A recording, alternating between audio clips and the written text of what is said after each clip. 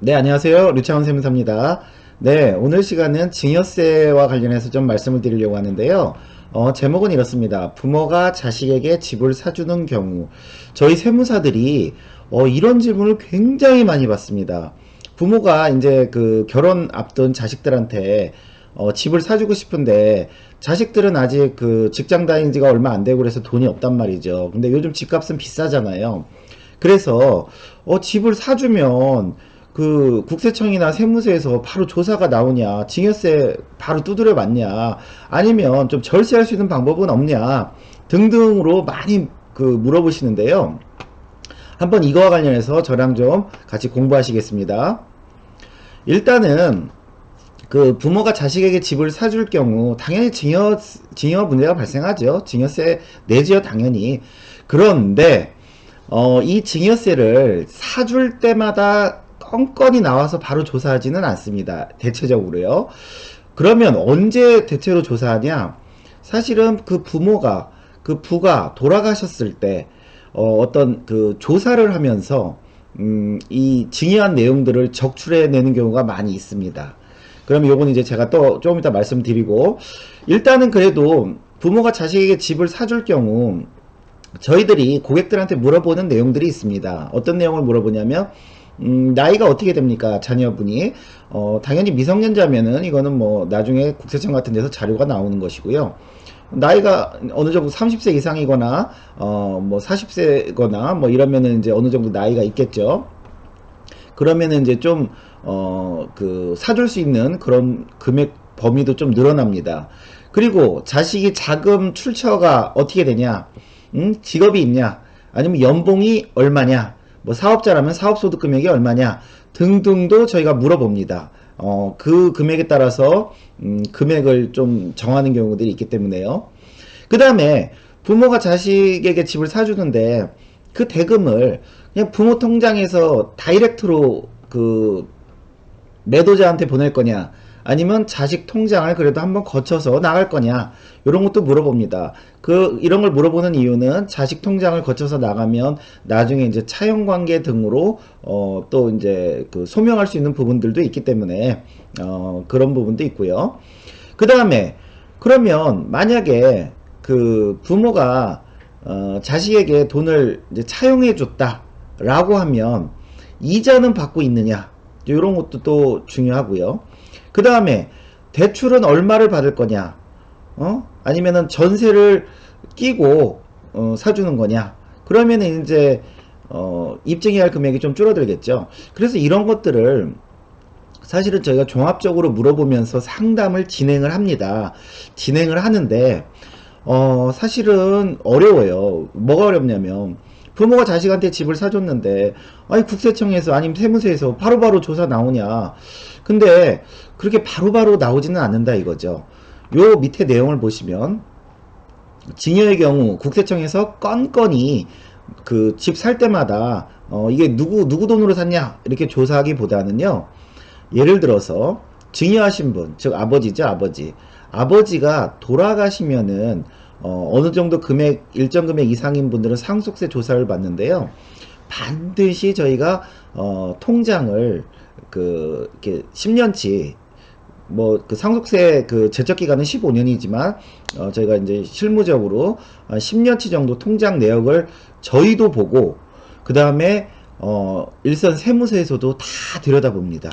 다 들여다보면서 그때 부모가 자식한테 돈이 갔는지, 아니면 그때 그 옛날에 큰 돈이 빠져나갔는데 자식들이 부동산을 형성했는지, 그때 10년치를 조사하면서 싹 잡아내는 거예요. 그러니까 건건이 그때그때 나가지 않고 그냥 그 돌아가셨을 때, 부가 돌아가셨을 때 그 10년치를 통장을 조사하면서 그때 이제 사전 증여한 것들 이런 것들을 잡아내는 경우가 현실적으로 좀 더 많습니다. 그래서 저희가 우스갯소리로 이런 소리 하시죠. 자식에게 집 사주고 그냥 10년 이상 건강하게 사시면 뭐 별일 없을 수도 있습니다. 뭐 이제 요렇게도 저희가 그냥 그 농담만으로 이렇게 얘기도 하긴 하는데요. 그러면 어 그 자식이 지금 예를 들어서 3억짜리를 사주려고 하는데 대출은 1억이에요. 대출 1억. 그러면 뭐 부모가 자식한테 공짜로 줄 수 있는 돈은 5천이고 그 다음에 본인도 일부 모았다. 5천만 원 모았다. 그러면 나머지 1억이 지금 부족하단 말이죠. 그럼 그 1억을 아니 부모가 자식한테 자식이 집 사는데 아니 꿔줄 수도 있지 않느냐. 그래 주는 거는 알았다. 주는 거는 증여라고 하니까 아니 내가 꿔주는 거다. 나 얘한테 돈 받을 거다. 이자도 받을 거다. 이제 라고 했을 때 국세청에서 그러면 이 부모 자식 간에 이 차용 관계를 인정하느냐 이제 요게 좀 궁금한데요. 일단은 그 객관적이라면은 즉 무슨 얘기예요? 그 실질적으로 금전 소비대차 계약도 작성을 하고 그 다음에 이자도 책정을 하고 그 다음에 원금과 이자도 갚아 나가고 있다라면 그렇게 객관적으로 그런 증빙들이 다 있다라면 인정이 되긴 됩니다. 인정이 되긴 되는데 근데 국세청 이자는 4.6%로 책정이 돼 있어요. 그래서 본인들이 이자 부모 자식 간인데 1%로 하면 안 되냐 2%로 하면 안 되냐 라고 하실 수도 있긴 한데 국세청에서는 4.6%는 받아라 이겁니다. 4.6%는 받아라.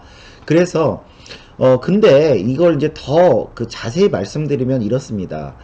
그 부모 자식 간의 어떤 차용 관계가 성립이 되려면 당연히 차용증, 금전 소비대차 계약서라고 하죠. 그래서 여기에다가 금액은 얼마며 이자는 얼마며 언제 상환할 거며 이런 것들을 다 적으시고요. 공증 아니면 요거보다 좀 낮은 단계의 인증이라고 하죠. 인증을 받아 놓으셔야 돼요. 그러니까 이거는 공증이나 인증을 받았다고 해서 공증 받았으니까 이거는 확실한 대출이구나.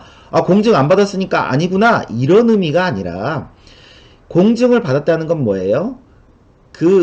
이게 나중에 사후적으로 세무서나 국세청에서 뭐 조사 나온다고 그래서 막 지금 작성한 게 아니라 이거 옛날부터 우리가 진짜 주고받은 거다. 여기 인증 날짜 봐라. 공증 날짜 봐라. 이거 옛날부터 진짜 우리가 실질적으로 쓴 계약서다 라는 걸 알리기 위해서 받으시란 얘기고요. 그 다음에 우리가 그 개인 간 사인 간의 이자를 주고받을 때는요. 그 이자 소득세를 원래 내게 돼 있습니다. 27.5% 최소 27.5%만큼을 내야 돼요. 그래서 그 이자를 줄 때 사실상은 원천징수라는 것도 하셔야 됩니다. 원천징수. 이자를 주면서 27.5%를 떼고 주고 그거는 일단은 세무서에 신고를 하는 거예요. 그렇게 이자 소득도 원천징수를 하고 그 다음에 실제 원금이랑 이자는 당연히 갚아 나가야겠죠. 간혹 가다 보면은 이 차용증만 하나 딸랑 써놓고 이거 빌린 거예요 하고 끝내는 경우가 있어요. 원금과 이자는 갚아 나가지도 않아요. 그러면 안 되죠. 당연히 원금과 이자를 상환을 하고 있어야겠죠. 그래서 이 세 가지가 다 이루어질 때만 사실은 국세청에서 이 특수관계자 간의 이 차용 관계가 성립한다라고 이렇게 해석을 하시면 될 것 같습니다. 그래서 예를 들어서 아버지가 돈을 아들한테 꿔줬을 때는 저희가 국세청 이자가 4.6%고요. 이자 소득 세율이 최소 27.5%입니다. 주민세 포함해서요. 근데 이게 최소죠. 만약에 이자 소득 금액이 크면요.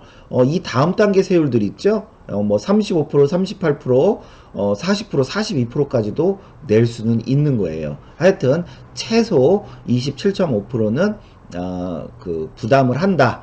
이제 이렇게 알으셔야 될 겁니다.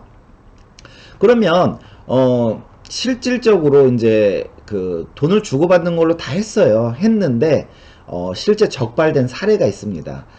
요거는 어떤 내용이냐면요. 이런 내용이죠.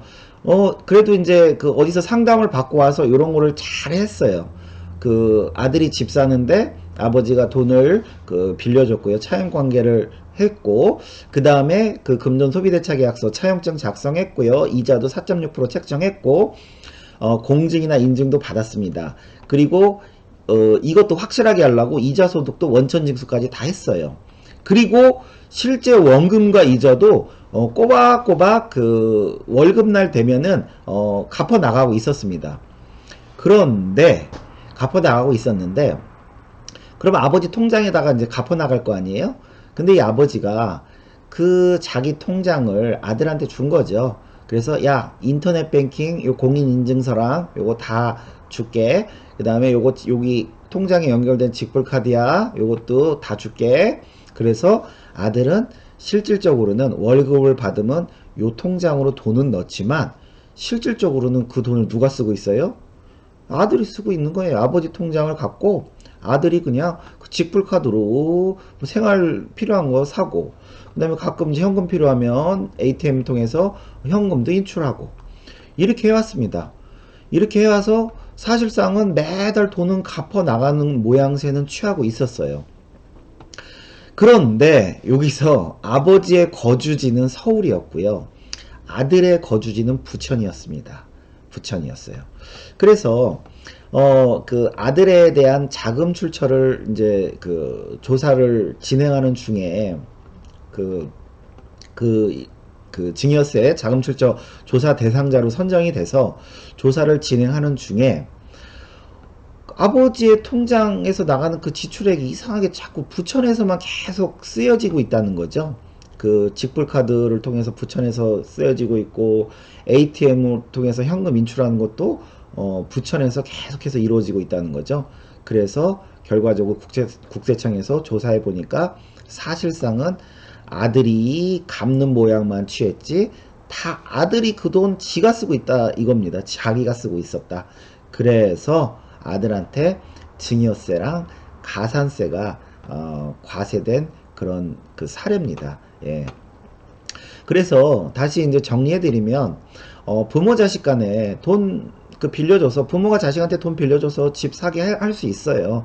할 수 있지만, 다시 말씀드리지만, 반드시 금전 소비대차 계약에 의해서 이자 4.6% 책정하고 공증이나 인증 받아서, 이게 나중에 작성한 계약서가 아니라 이건 원래부터 작성한 계약서라는 거, 그런 날짜 확인을 받으셔야 되고, 그 이자에 대해서 원천 징수도 다 하셔야 되고, 그 다음에 실제 원금과 이자를 갚아 나가는 행위가 있어야 됩니다. 뭐 이거 차용증만 딸랑 써놓고 뭐 갚지 않는다면 이거는 인정받기 어렵겠죠. 그래서 요 세 가지가 이루어져야지만 부모가 자식한테 돈을 빌려줘서 자식이 그 돈으로 집을 살 수가 있습니다.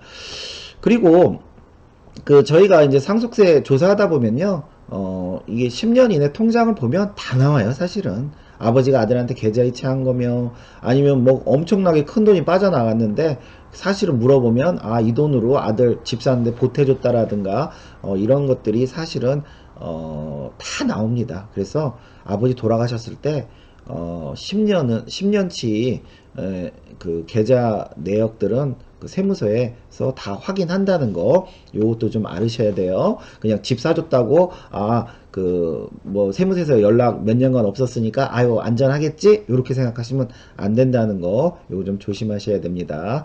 네, 오늘은 증여세였고요. 여기까지 하겠습니다. 감사합니다.